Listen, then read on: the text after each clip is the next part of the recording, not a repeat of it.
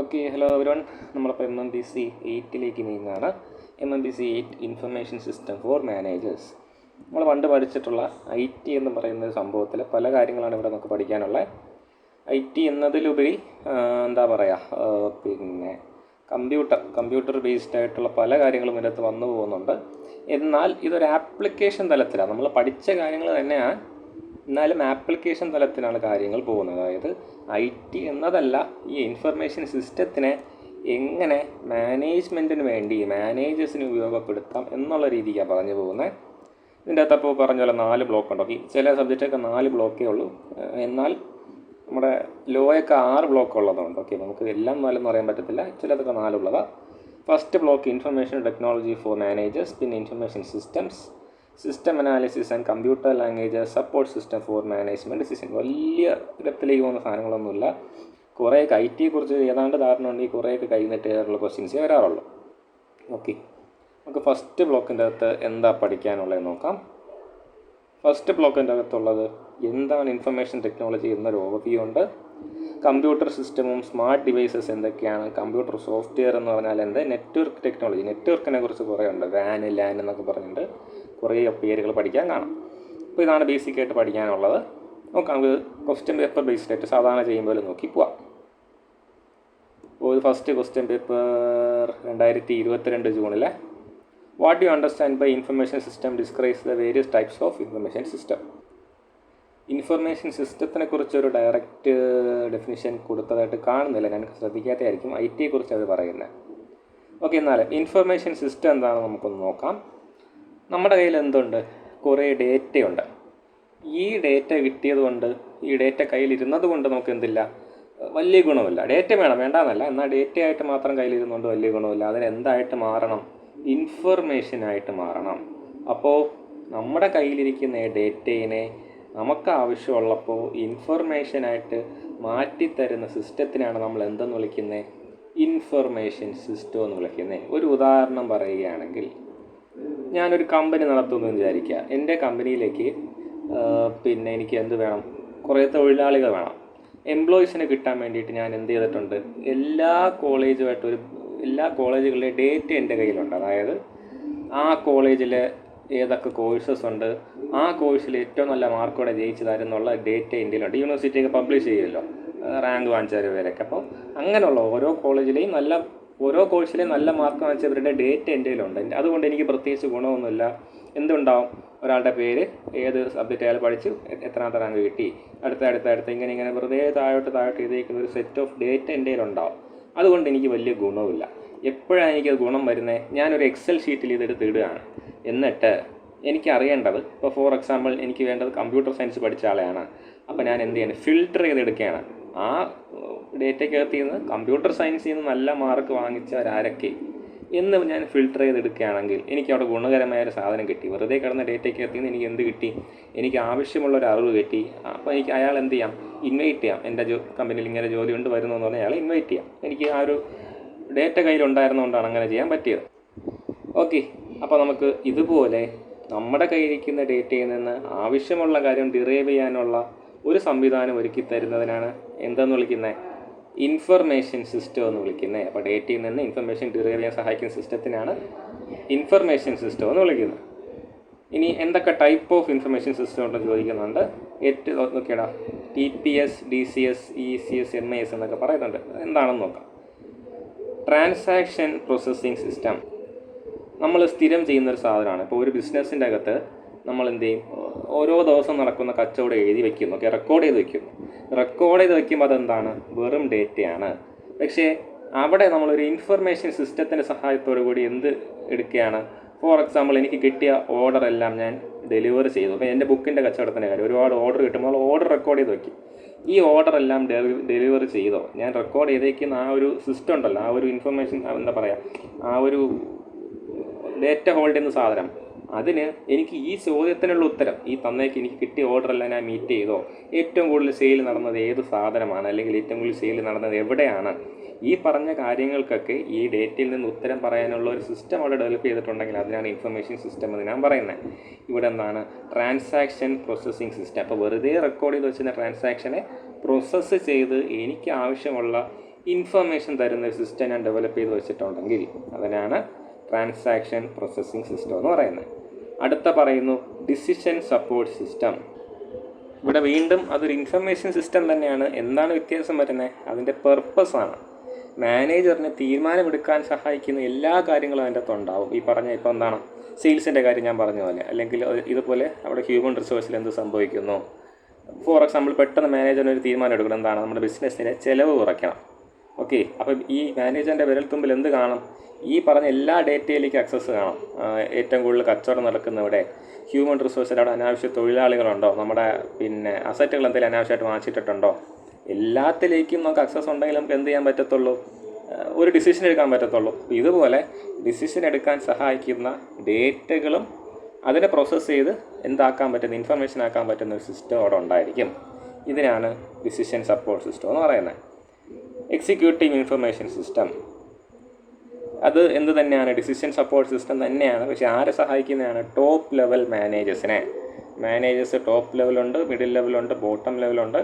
അതിൽ top level മാനേജേഴ്സിനെ മാത്രം സഹായിക്കുന്ന ഇൻഫർമേഷൻ സിസ്റ്റത്തിനാണ് എന്തെന്ന് വിളിക്കുന്നത്? എക്സിക്യൂട്ടീവ് ഇൻഫർമേഷൻ സിസ്റ്റം എന്ന് വിളിക്കുന്നത്. Management information system as whole, management ചെയ്യാൻ വേണ്ടിയിട്ടുള്ള സഹായിക്കുന്നത്. ഈ പറഞ്ഞ എല്ലാം വരും അതിനകത്ത്. ഇപ്പോൾ നമ്മളിപ്പോൾ പറഞ്ഞ ടോപ്പ് ലെവലിൻ്റെ കാര്യമായിരുന്നാലും ട്രാൻസാക്ഷൻ്റെ കാര്യം, ഡിസിഷൻ മേക്കിങ്ങിൻ്റെ കാര്യം എല്ലാം കൂടെ ഒരുമിച്ച് വരുന്നതാണ് മാനേജ്മെൻറ്റ് ഇൻഫർമേഷൻ സിസ്റ്റം. അപ്പോൾ നിങ്ങൾ ഈ പേരുകൾ പഠിച്ച് വയ്ക്കുക, പെർപ്പസ് പഠിച്ച് വയ്ക്കുക. ഇൻഫർമേഷൻ സിസ്റ്റം എല്ലായിടത്തും സെയിം ആണ്. എന്താണ്? ഒരു ഡേറ്റ, ഈ ഡേറ്റയിൽ നിന്ന് ഒരു പ്രോസസ്സ് ചെയ്യുന്നു, ആ പ്രോസസ്സ് അതിനെ എന്താക്കി മാറ്റുന്നു? ഇൻഫർമേഷൻ ആക്കി മാറ്റുന്നു. അതിനാണ് ഇൻഫർമേഷൻ സിസ്റ്റം എന്ന് പറയുന്നത്. അത് എവിടെ ഉപയോഗിക്കുന്നു എന്നതിനനുസരിച്ച് ടൈപ്പുകൾ മാറിക്കൊണ്ടിരിക്കും. ഓക്കെ, അടുത്ത ക്വസ്റ്റ്യൻ പറയുന്നത് value of information is measured in terms of benefit to the organisation. Explain various method to assess the value of information system. Information സിസ്റ്റത്തിൻ്റെ വാല്യൂ എങ്ങനെ അക്സസ് ചെയ്യുന്നതാണ് ചോദിക്കുന്നത്. നമുക്ക് ടെക്സ്റ്റിൽ എന്ത് ആൻസർ പറയുന്നു നോക്കാം. ഓക്കെ, ഞാൻ ടെക്സ്റ്റിൽ പെട്ടെന്ന് നോക്കിയപ്പോൾ ഒരു ഉത്തരം കാണുന്നില്ല. അല്ലാതെ ജസ്റ്റ് ഒന്ന് നോക്കിയപ്പോൾ എനിക്ക് കിട്ടിയ ഉത്തരം എന്ന് പറയുന്നത് ഒന്നുകിൽ ഫോർമേറ്റീവ് ആയിരിക്കും, ഇല്ലെങ്കിൽ സമ്മേറ്റീവ് ആയിരിക്കുമെന്നാണ്. അപ്പോൾ ഫോർമേറ്റീവ് എന്നുകൊണ്ട് ഉദ്ദേശിക്കുന്നത് എന്താണെന്നറിയോ? ഫോർവേഡ് ലുക്കിംഗ് ആയിരിക്കും. നമുക്ക് ഫ്യൂച്ചറിൻ്റെ അകത്ത് ഈ പറഞ്ഞ സാധനം, ഇപ്പോൾ നിലവിലുള്ള ഇൻഫർമേഷൻ സിസ്റ്റം ഫ്യൂച്ചറിൽ നമുക്ക് എങ്ങനെ യൂസ് ചെയ്യാമെന്നത് മനസ്സിലാക്കാൻ വേണ്ടിയിട്ടായിരിക്കും ഫോർമേറ്റീവ് നോക്കുന്നത്. സമ്മേറ്റീവ് നോക്കുന്നത് എന്തിനു വേണ്ടിയിട്ടായിരിക്കും? ഈ പറഞ്ഞ പോലെ പാസ്റ്റിൽ ഹിസ്റ്ററിക്കലായിട്ടാണ് നോക്കുക. നമുക്ക് ഈ പാസ്റ്റിൽ അതിൻ്റെ പെർഫോമൻസ് ഓക്കെ ആയിരുന്നോ എന്നുള്ള സാധനം നോക്കാം. സമ്മേറ്റീവ് ലീഡ്സ് ടു ഫോർമേറ്റീവ് എന്നാണ് പറയുന്നത്. സമ്മേറ്റീവ് ചെയ്യുന്ന എന്തിനാണ്? പാസ്റ്റ് പെർഫോമൻസ് നോക്കിയിട്ട് ഫ്യൂച്ചറിലേക്കുള്ള അതിൻ്റെ ഗ്രോത്തിൻ്റെ ഉള്ള ചാൻസ് എന്നുള്ള സാധനങ്ങളൊക്കെ നോക്കുന്നതാണ് ഫോർമേറ്റീവ് ഇവാലുവേഷൻ എന്ന് പറയുന്നത്. അപ്പോൾ രണ്ട് methods of assessing value of information, രണ്ടിൻ്റെ വാല്യൂ നോക്കുന്ന രണ്ട് മെത്തേഡുകളാണ്. ഓക്കെ, അതിൽ ഈ ഫോർമേറ്റീവ് എന്ന് പറയുന്ന സാധനത്തിൽ എന്തുണ്ട്? ഈ പറഞ്ഞ പോലെ ഒരു ക്ലാരിറ്റി കുറവുണ്ട്. നമുക്ക് ഫ്യൂച്ചറിൽ എന്ത് ചെയ്യാമെന്നുള്ളതിനെക്കുറിച്ച് ഒരു പദ്ധതി ഇടും പോലെയാണ്. പക്ഷേ ഇത് സമ്മേറ്റീവ് എന്ന് പറഞ്ഞതിനകത്ത് എങ്ങനെയാണെന്നറിയോ? നമ്മൾ യഥാർത്ഥത്തിൽ കയ്യിലുള്ള ഡേറ്റ് എടുത്ത് വെച്ച് പഠിക്കുന്നതാണ്. ഇന്ന കാര്യങ്ങൾ നടന്നു, ഇന്ന പ്രോബ്ലം ഉണ്ടായി, ഇന്ന രീതിയിൽ അത് ഹെൽപ്ഫുള്ളായി എന്നൊക്കെ പറഞ്ഞ് നോക്കുന്നതാണ്. Okay, now we can move to the next question paper. System software coordinates the various parts of computer system and mediates between the application software and computer hardware. Explain in brief the meaning of application software. Also say the difference between application software and system software. ഇതിൽ ചോദിച്ചിരിക്കുന്നത് system software എന്ന് പറയുന്നത് കമ്പ്യൂട്ടറിൻ്റെ പാർട്സുകൾ തമ്മിൽ ഒരു കോർഡിനേഷന് വേണ്ടി സഹായിക്കുന്ന ഒരു സാധനമാണ്. എന്തിൻ്റെയൊക്കെ ഇടയിൽ? സോഫ്റ്റ്വെയറിൻ്റെ ഹാർഡ്വെയറിൻ്റെ ഇടയിൽ ഒരു കോർഡിനേറ്ററായിട്ട്, ഒരു ഇടനിലക്കാരനായിട്ട് നിൽക്കുന്ന സാധനമാണ് സിസ്റ്റം സോഫ്റ്റ്വെയർ എന്ന് പറയുന്നത്. അപ്പോൾ അവർ ചോദിക്കുന്നത് എന്താണ് മീനിങ് ഓഫ് ആപ്ലിക്കേഷൻ സോഫ്റ്റ്വെയറും സിസ്റ്റം സോഫ്റ്റ്വെയറും തമ്മിലുള്ള വ്യത്യാസം എന്താണെന്നാണ്. അത് വളരെ കൃത്യമായിട്ട് ടെക്സ്റ്റിൽ പറയുന്നുണ്ട്. നോക്കാം. ഒരുപാട് കടൽ പോലെ എഴുതിയിട്ടുണ്ട്. എന്നാൽ അടിസ്ഥാനപരമായിട്ട് നമുക്കൊരു ഐഡിയ കിട്ടണമെന്നുണ്ടെങ്കിൽ ഈ പറഞ്ഞ 5 പോയിൻ്റ് ഒന്ന് നോക്കാം എന്നുള്ളതാണ്. ഓക്കെ, നോക്കിയടാ ആ ഡിഫറൻസ് എന്താണെന്ന് പറയുന്നത് കുറച്ച് ടേബിളായിട്ടൊക്കെ കൊടുക്കാൻ വരുന്നത് പോട്ടെ. അപ്പോൾ ഒരു ബേസിക് ഐഡിയ മനസ്സിലാക്കേണ്ടത് സിസ്റ്റം സോഫ്റ്റ്വെയർ എന്ന് വെച്ചാൽ എന്താണ്? നമ്മുടെ ഓപ്പറേറ്റിംഗ് സിസ്റ്റം, അല്ലെങ്കിൽ ആ ഒരു എന്താ പറയുക, ഇപ്പോൾ നമ്മുടെ വിൻഡോസ് എന്ന് പറയുന്നതാണ് സിസ്റ്റം സോഫ്റ്റ്വെയർ ആണ്. ഓക്കെ, മേജർ സിസ്റ്റം ഫങ്ഷനിങ്ങിന് ആവശ്യമുള്ള സോഫ്റ്റ്വെയർ, കോമൺ ആയിട്ട് നമ്മുടെ ഡിവൈസ് വർക്ക് ചെയ്യാൻ വേണ്ടി ആവശ്യമുള്ള സോഫ്റ്റ്വെയറാണ് സിസ്റ്റം സോഫ്റ്റ്വെയർ. ആപ്ലിക്കേഷൻ സോഫ്റ്റ്വെയർ എന്ന് വെച്ചാൽ ഒരു ആപ്ലിക്കേഷൻ സോഫ്റ്റ്വെയറിന് ഒരൊറ്റ ഫംഗ്ഷനേ ചെയ്യാൻ പറ്റത്തുള്ളൂ. ഫോർ എക്സാമ്പിൾ ടാലി എന്ന് പറയുന്ന ഒരു ആപ്ലിക്കേഷൻ സോഫ്റ്റ്വെയർ ആണ്. ടാലി ഇൻസ്റ്റാൾ ചെയ്യാൻ നമുക്ക് എന്ത് ചെയ്യാൻ പറ്റും? ഈ പറഞ്ഞ ആ ടാലിയുടെ ഒരു ഫങ്ഷൻസ് ഉണ്ടല്ലോ, ഡേറ്റ ട്രാൻസാക്ഷൻ റെക്കോർഡ് ചെയ്യുക, അതിന് അക്കൗണ്ടിങ് ചെയ്യാന്നുള്ള പരിപാടി മാത്രമേ അതിന് ചെയ്യാൻ പറ്റത്തുള്ളൂ. അതൊരു ആപ്ലിക്കേഷൻ സോഫ്റ്റ്വെയർ ആണ്. അപ്പോൾ സിസ്റ്റം സോഫ്റ്റ്വെയർ ആപ്ലിക്കേഷൻ സോഫ്റ്റ്വെയർ ഏറ്റവും വലിയ വ്യത്യാസം അറിയുക. സിസ്റ്റം എന്ന് പറയുന്ന സോഫ്റ്റ്വെയർ എന്ന് പറയുന്നത് നമ്മൾ ആ ഒരു ഹോൾ കമ്പ്യൂട്ടർ വർക്ക് ചെയ്യുന്ന ആ ഒരു സിസ്റ്റത്തിൻ്റെ ബേസിസിലായിരിക്കും. ആപ്ലിക്കേഷൻ ഒരു പ്രത്യേക ഫംഗ്ഷൻ മാത്രമേ ചെയ്യാൻ പറ്റത്തുള്ളൂ. പിന്നെ അടുത്ത പറയുന്നത് സിസ്റ്റം സോഫ്റ്റ്വെയറിൻ്റെ അകത്ത് എന്തൊക്കെ വരും? കമ്പൈലർ വരാം, ഇൻ്റർപ്രിറ്റർ വരാം, ഡ്രൈവർ വരാം, അസംബിൾ വരാം. ഇതിൻ്റെ അകത്ത് ഈ കമ്പൈലർ എന്ന് പറയുന്ന സാധനം ഉണ്ടല്ലോ. അപ്പോൾ അവർ പറഞ്ഞു എന്താണ്, സിസ്റ്റം സോഫ്റ്റ്വെയറിൻ്റെ അകത്ത് കമ്പൈലറുണ്ട്, ഇൻ്റർപ്രിറ്ററുണ്ട്, ഡ്രൈവറുണ്ട്, അസംബ്ലറുണ്ട്. കമ്പൈലർ എന്ന് പറയുന്ന സാധനമാണ് എന്ത് ചെയ്യുന്നത്? ലാംഗ്വേജുകളുണ്ടല്ലോ, ഇപ്പോൾ C++, ജാവ പോലുള്ള ലാംഗ്വേജുകളെ മെഷീന് മനസ്സിലാവുന്ന ഭാഷയാക്കി മാറ്റി കൊടുക്കുന്നത്. അതായത് നമ്മൾ എന്ത് ചെയ്യുന്നു, ഈ നമ്മുടെ സോഫ്റ്റ്വെയർ എഞ്ചിനീയേഴ്സ് ഓരോ അവരുടെ പ്രോഗ്രാമിംഗ് ലാംഗ്വേജിൽ ചെയ്യുമല്ലോ. പ്രോഗ്രാമിംഗ് ലാംഗ്വേജ് ചെയ്യുന്ന സാധനത്തിന് മെഷീന് മനസ്സിലാവുന്ന ഭാഷയിലേക്ക് മാറ്റി കൊടുക്കുന്ന ആൾക്കാരാണ് കമ്പൈലേഴ്സ് എന്ന് പറയുന്നത്. അതിന് സഹായിക്കുന്ന ഒരു കമ്പോണൻ്റാണ് ഇൻ്റർപ്രിറ്റർ. ഇതിനൊക്കെ വളരെ വൈഡായിട്ട് ഇതിൻ്റെ പറയുന്നുണ്ട്. മനസ്സിലാക്കാൻ സമയമുള്ളവരൊന്നും നോക്കുക, ഇല്ലാത്തവരൊരു ബേസിക് ഐഡിയ ഉണ്ടാക്കി വയ്ക്കുക എന്നുള്ളത് നമുക്ക് വലിയ ഗുണമൊന്നുമില്ല ഇത് അറിഞ്ഞിട്ട്. ഞാൻ അതുകൊണ്ട് അങ്ങനെ പറയാത്ത. അപ്പോൾ കമ്പൈലർ എന്ത് ചെയ്യുന്നു? പ്രോഗ്രാം ലാംഗ്വേജിനെ എന്താക്കി മാറ്റി കൊടുക്കുന്നു? മെഷീന് മനസ്സിലാക്കുന്ന സാധനമാക്കി മാറ്റി കൊടുക്കുന്നു. അതിന് കുറച്ചുകൂടി എളുപ്പമാക്കി കൊടുക്കുന്ന ഒരു കമ്പോണൻ്റാണ് ഇൻ്റർപ്രിറ്റർ എന്ന് ഉദ്ദേശിക്കുന്നത്. ഇനി ഡ്രൈവറും അസംബ്ലറും കൊണ്ട് ഉദ്ദേശിക്കുന്നത് നമ്മുടെ ഓപ്പറേറ്റിംഗ് സിസ്റ്റം സോഫ്റ്റ്വെയറിനെ എന്തുമായിട്ട് നമ്മുടെ ഹാർഡ്വെയറുമായിട്ട് സംസാരിക്കാൻ ഉദ്ദേശിക്കുന്ന കമ്മ്യൂണിക്കേറ്റ് ചെയ്യാൻ. നമ്മൾ OS ഇന്ന കാര്യം ചെയ്യുമെന്ന് പറയുമ്പോൾ നമ്മൾ ഹാർഡ്വെയർ അതിനനുസരിച്ച് പ്രവർത്തിക്കുന്നത് ഇൻ്റർമീഡിയറ്റ് ആയിട്ട് നിൽക്കുന്നുണ്ടാണ്. ഈ ഡ്രൈവറും അസംബ്ലറൊക്കെ നിൽക്കുന്നുണ്ടാണ്. കുറച്ച് സ്പെസിഫിക്കായിട്ട് പറഞ്ഞാൽ ഡ്രൈവറാണ് ആ പരിപാടി ചെയ്യുന്നത്. അസംബ്ലർ പറയുന്നത് വീണ്ടും ചില പ്രോഗ്രാമിംഗ് ലാംഗ്വേജുകളെ കൺവേർട്ട് ചെയ്യാൻ അസംബ്ലർ ഉപയോഗിക്കുമെന്നൊക്കെ പറയുന്നത്. പോട്ടെ, നമ്മൾ അത്ര ഡെപ്ത് നമ്മൾ അറിയണ്ട. അടിസ്ഥാനപരമായിട്ട് എന്താ അറിയുക? കമ്പൈലറും ഇൻ്റർപ്രിറ്ററും പ്രോഗ്രാമിംഗ് ലാംഗ്വേജിനെ മെഷീൻ ലാംഗ്വേജ് ആക്കി മാറ്റുന്നു. ഡ്രൈവറും അസംബ്ലറും എന്തിന് സഹായിക്കുന്നു? അതിനെ ആക്റ്റീവാക്കാൻ, നമ്മുടെ ഹാർഡ്വെയറിനെ ഈ ലാംഗ്വേജ് അനുസരിച്ച് പ്രവർത്തിക്കാനുള്ള സഹായം ചെയ്യുന്നു. ആപ്ലിക്കേഷൻ സോഫ്റ്റ്വെയർ എന്താണ്? ഈ പറഞ്ഞ പോലെ എന്തല്ല, ഈ പറഞ്ഞ സാധനങ്ങളൊന്നും അല്ല ചെയ്യുന്നത്. ഏതെങ്കിലും ഒരു പർപ്പസ് കാണും. അപ്പോൾ അതവിടെ പറയുന്ന പോലെ മീഡിയ പ്ലെയറിൻ്റെ ആപ്ലിക്കേഷൻ സോഫ്റ്റ്വെയർ ആണെങ്കിൽ അത് പാട്ട് പ്ലേ ചെയ്യുക, വീഡിയോ പ്ലേ ചെയ്യാന്ന് പറഞ്ഞ പർപ്പസ് ആയിരിക്കും ചെയ്യുന്നത്. സോഷ്യൽ മീഡിയ ആപ്പ് ആണെങ്കിൽ അത് ആ ഒരു പ്രത്യേക ഫംഗ്ഷൻ ആയിരിക്കും പെർഫോം ചെയ്യുന്നത്. അതാണ് ഇത് രണ്ടും തമ്മിലുള്ള വ്യത്യാസം എന്ന് പറയുന്നത്. സിസ്റ്റം സോഫ്റ്റ്വെയർ മനസ്സിലാക്കുക, കമ്പ്യൂട്ടർ പ്രവർത്തിക്കാൻ ആവശ്യമായ വിൻഡോസ് പോലുള്ളതാണ് സിസ്റ്റം സോഫ്റ്റ്വെയർ. അതിൻ്റെ അകത്ത് നമ്മൾ കൊണ്ടുവരുന്ന മീഡിയ പ്ലെയർ, പിന്നെ കാൽക്കുലേറ്റർ, അതെല്ലാം ഓരോരോ പ്രത്യേക ഫംഗ്ഷൻ മാത്രം പെർഫോം ചെയ്യുന്നത്. അതാണ് ആപ്ലിക്കേഷൻ സോഫ്റ്റ്വെയർ. അടുത്ത പറയുന്നൊരു ഡിഫറൻസ് നോക്കിയാൽ നമുക്ക് എന്തില്ല, വലിയ ഇൻട്രാക്ഷൻ സിസ്റ്റം സോഫ്റ്റ്വെയറായിട്ട് ഡയറക്റ്റായിട്ടില്ല അല്ലേ. എന്നാൽ ആപ്ലിക്കേഷൻ സോഫ്റ്റ്വെയറായിട്ട് നമുക്കുണ്ട്. എപ്പോഴും നമ്മൾ ഇൻപുട്ട് ആപ്ലിക്കേഷൻ സോഫ്റ്റ്വെയർ കൊടുക്കുമ്പോഴാണ് നമുക്ക് എന്ത് തരുന്നത്? ഔട്ട്പുട്ട് തരുന്നത്. അതുകൊണ്ട് ആപ്ലിക്കേഷൻ സോഫ്റ്റ്വെയറായിട്ട് ഒരു ബന്ധമുണ്ട്, ഒരു സംസാരമുണ്ട്.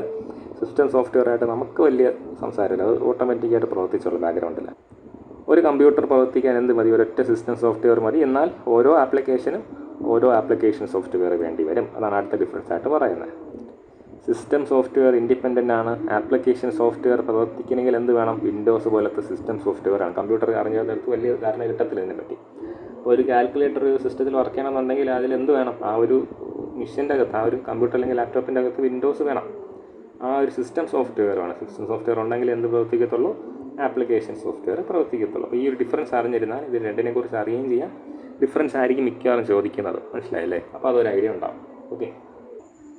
അടുത്ത പറയുന്നത് network system consist of hardware component as well as software component. അങ്ങനെയാണെങ്കിൽ ഏതൊക്കെയാണ് ഹാർഡ്വെയർ കമ്പോണൻറ്റ് എന്നാണ് ചോദിച്ചിരിക്കുന്നത്. അപ്പോൾ ഒരു നെറ്റ്വർക്കിൻ്റെ അകത്ത് എന്ത് കാണും? കുറേ ഹാർഡ്വെയർ കമ്പോണൻറ്റുകൾ കാണും. അത് ഏതൊക്കെയാണെന്നുള്ളതാണ് ചോദ്യം. നോക്കാം. ഇവിടെ പറയുന്നുണ്ട് കമ്പോണൻറ്റ് ഓഫ് എ നെറ്റ്വർക്ക്. ഒരു നെറ്റ്വർക്കിനകത്തുള്ള ഹാർഡ്വെയർ കമ്പോണൻറ്റ് എന്തൊക്കെയാണ്? ഒരു സെർവർ കാണും. ഒരു കമ്പ്യൂട്ടർ ഒരു സെർവറായിട്ട് പ്രവർത്തിക്കുന്നുണ്ടാവും. അതിന് പിന്നെ ഒരു എൻഡിൽ ഒരു ക്ലയൻറ്റ് കാണും. ആ സിസ്റ്റം യൂസ് ചെയ്യുന്ന ഒരു ക്ലയൻറ്റ് കാണും.